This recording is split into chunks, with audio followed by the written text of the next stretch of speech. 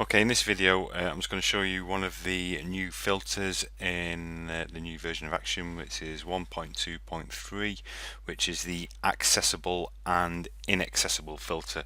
And what this does is it allows you to easily filter or review artifacts that are classed as accessible and also artifacts that are classed as inaccessible. And as you know that this term is used when it comes to reporting, because files can either be deemed as accessible, i.e. to a normal user or user of a computer, or inaccessible, and you would likely find these files in file slack or unallocated areas, i.e. files that are not accessible to an average user and some specialist knowledge or tool is required in order to get them. So where is this filter? The filter is in content types here.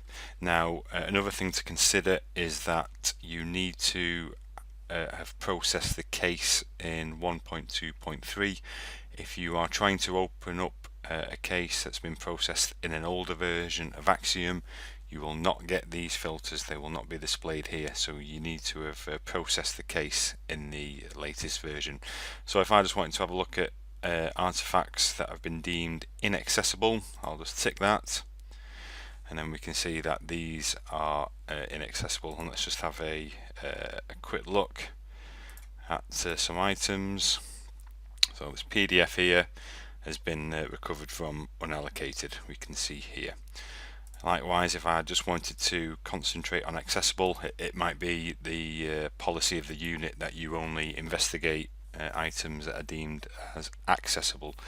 Well, you can apply that filter and have a look. I can hear you asking now, well, what items are you classing as inaccessible? Here's the list here.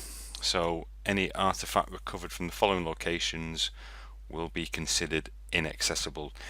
If you wish to report on these and want to class them as accessible, that's fine. You just have to do a bit more manual work in that. But broadly speaking, any artifacts recovered here will be classed as inaccessible, and obviously any items found outside these areas will be considered accessible. I hope this helps, and there you go.